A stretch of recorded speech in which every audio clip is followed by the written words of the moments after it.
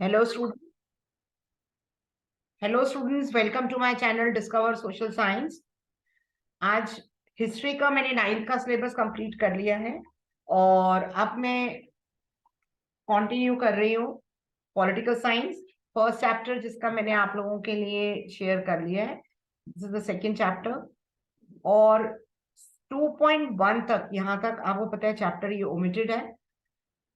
Why do we need a constitution, from here we have to start.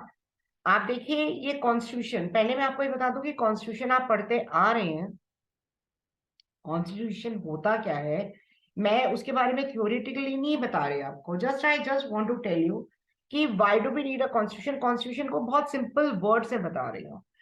For example, आपकी class में कोई teacher आती हैं और वो ये कहती हैं कि स्टूडेंट्स, फाइनल एग्जाम होने जा रहा है और आप सोशल साइंस पढ़ के आइएगा। तो ऑब्वियसली जो आपका नेक्स्ट क्वेश्चन होगा वो टीचर से आपके सिलेबस के बारे में होगा। तो सिलेबस क्या है, कितना चैप्टर आ रहा है, कुछ ओमिटेड पोर्शन है, जैसे मैंने अभी आपको बताया 2.1 तक ओमिटेड है इसमें। तो इसी तरीके से एक कंट्री, हमारी कंट्री, जब वो तो आप पढ़ेंगे इस चैप्टर में, तो कोई भी कंट्री में true democracy without a constitution possible नहीं है। All the kings and the rulers, Democrats, aristocrats, dictators, कभी किसी कॉन्स्टिट्यूशन के अकॉर्डिंग रूल नहीं करते थे और ना करते हैं। आज भी कई कंट्रीज हैं जिसमें डिक्टेटर्स हैं, तो they don't have any constitution. अगर है भी तो वो उसको फॉलो नहीं करते, फॉलो करते भी हैं तो उसको अपने हिसाब से वो अमेंड कर लेते हैं।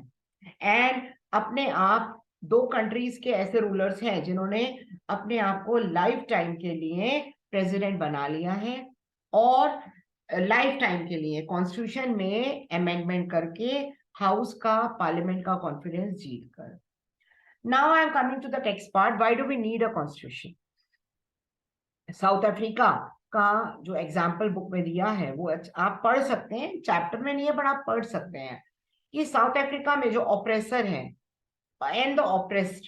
देखिए साउथ अफ्रीका में नेल्सन मंडेला ने कॉल करा, they agreed, the people of south Africa agreed कि वो सब एक साथ मिलके रहेंगे, दे विल लिव टुगेदर। ये उन्होंने इस बात के लिए उन्होंने प्लानिंग करी कि oppressor and the oppressed both plan कि वो एक साथ मिलके रहेंगे। तो and they will live together. It was not going to be easy for them कि वो एक दूसरे के ऊपर ट्रस्ट करें। They had their own fears also. Oppressor मतलब ब्रिटिशर्स और ऑपरेस्ड मतलब साउथ अफ्रीकन की पॉपुलेशन। उन्होंने ये अपने आप को तैयार कर लिया कि वो एक साथ मिलके रहेंगे। आप तभी देखिए साउथ अफ्रीका की जो क्रिकेट टीम है उसमें ब्लैक एंड व्हाइट दोनों ही हैं। So they wanted to safeguard their interest. Black majority India में ये नहीं हुआ। इंडिया में हमारी जो लास्ट मूवमेंट थी, क्विट इंडिया, अंग्रेजों भारत छोड़ो, स्टार्टिंग में अगर ब्रिटिशर्स हमें इंडिपेंडेंस दे देते, अर्ली फेज ऑफ इंडिपेंडेंस में, तब आज ब्रिटिशर्स भी हमारे साथ रह रहे होते जैसे साउथ अफ्रीका में रह रहे हैं। पर हमने, इन्होंने हमें इंडिपेंडेंस दी नहीं अर्ली फेज में, वो जो मॉडरेट फेज था कांग्रेस का। तो वी लास्ट में जो 942 में क्विट इंडिया मूवमेंट हुई थी उसमें ही था कि अंग्रेजों को पूरी तरीके से वो भारत छोड़ दें। Black majority was keen to ensure कि डेमोक्रेटिक प्रिंसिपल मेजोरिटी रूल का कॉम्प्रोमाइज ना हो। They wanted substantial social economic rights. White minority बहुत कीन थी प्रिविलेजेस एंड प्रॉपर्टी को प्रोटेक्ट करने के लिए, they were very keen. Long negotiations के बाद बोथ पार्टीज एग्रीड कि वो कॉम्प्रोमाइज करने को तैयार हो गई। Whites agree to the principle of majority rule. White ने एग्री कर लिया कि वो जो है वो मेजोरिटी रूल के प्रिंसिपल पे उन्होंने एग्री कर लिया। ये साउथ अफ्रीका का इंट्रोडक्शन देकर बात हो रही है इसमें। Whites agreed to the principle of majority vote, क्योंकि वो मेजोरिटी में नहीं थे।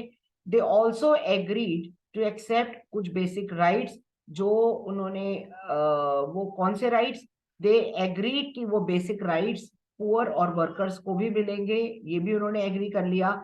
ब्लैक्स एग्रीड कि मेजोरिटी रूल एब्सोल्यूट नहीं होगा, मतलब मेजोरिटी रूल होगा लेकिन एब्सोल्यूट नहीं होगा।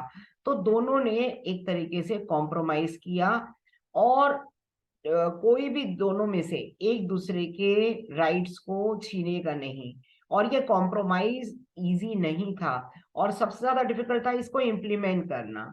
आप कोई भी चीज प्लान करते हैं उसको इम्प्लीमेंट करना बहुत मुश्किल होता है। तो the only way to build and maintain trust, ऐसी सिचुएशन में लिखना। जैसे आपको कहते हैं ना कि मैथ्स है, मैथ्स कभी किसी को आपने नहीं देखा होगा कि लाइक पढ़ के कर रहा हो कोई मैथ्स, ऐसे आपने कभी इंग्लिश ग्रामर नहीं देखी होगी कि कोई पढ़ के कर रहा हो। सो ऐसी सिचुएशन में लिखना बहुत जरूरी था। तो the only way to build maintain trust ऐसी situation to write down some rules, और लिखना, और ताकि उन्हीं रूल्स को फॉलो किया जा सके। सो दीज रूल्स डिटरमाइन करते थे इलेक्टेड गवर्नमेंट के पास कैसे एम्पावर्ड रहेगी। फाइनली दीज रूल्स डिसाइड करते थे the rights of the citizen, and यही रूल्स जो हैं वो वर्क करते थे कि अगर if the winner can not change them very easily. So south Africa ने ये किया। साउथ अफ्रीकन कॉन्स्टिट्यूशन भी अपने आप में एक बहुत फाइनेस्ट कॉन्स्टिट्यूशन कहा जाता है। This is what the South Africans did, agreed on some basic rule, and they also agree कि ये रूल्स जो हैं ये विल बी सुप्रीम, मतलब नो पावर है will be having the right कि उनको चेंज कर सके। Constitution making is not unique to South Africa. Every country, आप देखिए कॉन्स्टिट्यूशन मेकिंग केवल ये नहीं है साउथ अफ्रीका में यूनिक है, हमारी कंट्री में भी और हर एक कंट्री में उनकी रिलेशनशिप्स को बताती है। और जैसे हमारी कंट्री में इतनी डाइवर्सिटीज हैं तो वो उस डाइवर्सिटीज के बारे में भी बताती है। But all over the world आप देखिए people have differences, different different opinions होती हैं, सबकी व्यूज होते हैं, इंटरेस्ट होते हैं, कोई चाहे डेमोक्रेटिक है या नहीं है, बट कुछ बेसिक रूल्स हर एक कंट्री के होते हैं। This applies not just to government but any association needs to have its own constitution. हर एक एसोसिएशन के लिए ये जरूरी है। It could be club in your area, या constitution of a country is a set of written rules that are accepted by all people living together. Constitution supreme law है जो determine करता है that the relationship।